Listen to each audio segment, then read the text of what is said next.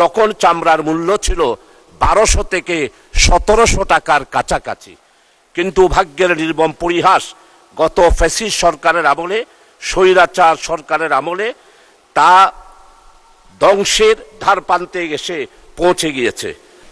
বাংলাদেশ এবং আমাদের দেশের দ্বিতীয় বৃহত্তম রপ্তানি খাত পাটের পরেই চামড়া।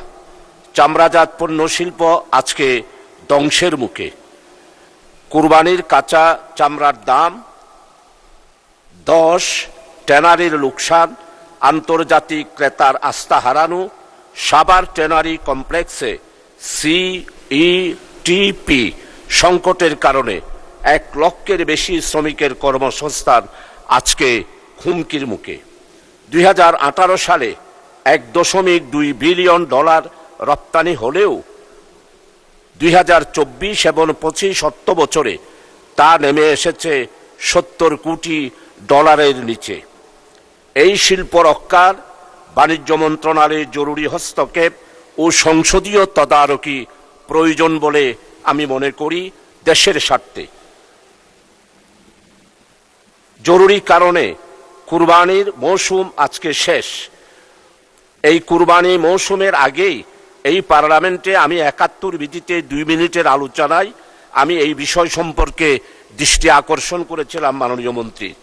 প্রতি বছর এই সময় কাঁচা চামড়ার দাম নির্ধারণ নিয়ে আজকে প্রায় বিগত স্বৈরাচার ফ্যাসিস্ট আওয়ামী আমলে এই চামড়াটা ধ্বংসের মুখে চলে গিয়েছে।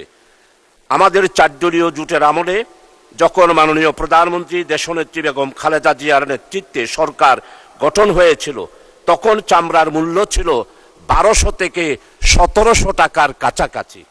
কিন্তু ভাগ্যের নির্মম পরিহাস, গত ফ্যাসিস্ট সরকারের আমলে, স্বৈরাচার সরকারের আমলে তা ধ্বংসের ধারপ্রান্তে এসে পৌঁছে গিয়েছে। মাননীয় স্পিকার, এবারও দাম 10-এ গরিব কৃষক মাদ্রাসার আয় নষ্ট হচ্ছে।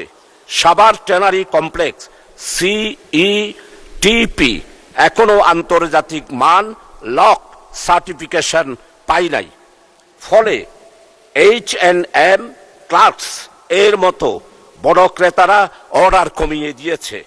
অথচ ওনারা 2001 সালের 4 দলীয় জোটের আমলে আমাদের তৎকালীন 4 দলীয় জোটের সাথে বাণিজ্য মন্ত্রী যখন আমাদের চট্টলার কিছু সন্তান জনাব আমির খসরু মাহমুদ চৌধুরী ছিলেন, উনি চুক্তি করে আন্তর্জাতিক ক্রেতা যারা ছিল তাদেরকে আমাদের বাংলাদেশে নিয়ে এসেছিল।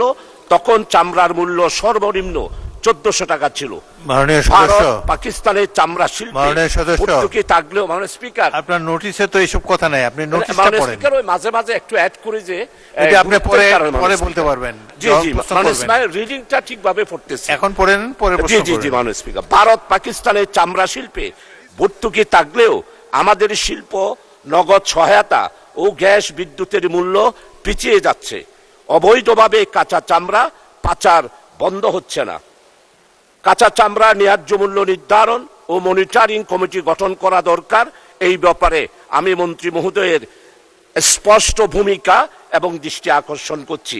সাভার সিইটিপি এর আধুনিকায়ন ও লক সার্টিফিকেশন কবে নাগাদ হবে মাননীয় মন্ত্রী, এটা আমাদের সংসদকে অভিহিত করা দরকার। মাননীয় স্পিকার, রপ্তানি নগদ সহায়তা 15% উন্নীত ও গ্যাস বিদ্যুৎ বিলের বিশেষ রেওয়াজ দেওয়া হবে কিনা সেটা আমাদের সংসদকে জানানো দরকার। মাননীয় স্পিকার, অবৈধ চামড়া পাচার রোধে বর্ডার মনিটরিং এর পরিকল্পনা, made in Bangladesh leather branding ও নতুন বাজার ধরার রুটম্যাপ কবে হবে সেটা সংসদকে অভিহিত করা দরকার। উপরোক্ত জনগুরুত্বপূর্ণ বিষয়ে মাননীয় বাণিজ্য মন্ত্রীর দৃষ্টি আকর্ষণ করছি এবং সংসদকে জরুরি ভিত্তিতে এই ব্যাপারে অভিহিত করার আবেদন জানাচ্ছি। বিষয়টি অত্যন্ত জনগুরুত্ব সম্পন্ন, জাতীয় স্বার্থ এবং বৈদেশিক রেমিটেন্স অর্জন করার জন্য, বিদেশি রপ্তানি করে আয় করার জন্য এটা বিশেষ কাজ। মাননীয় স্পিকার, আপনাকে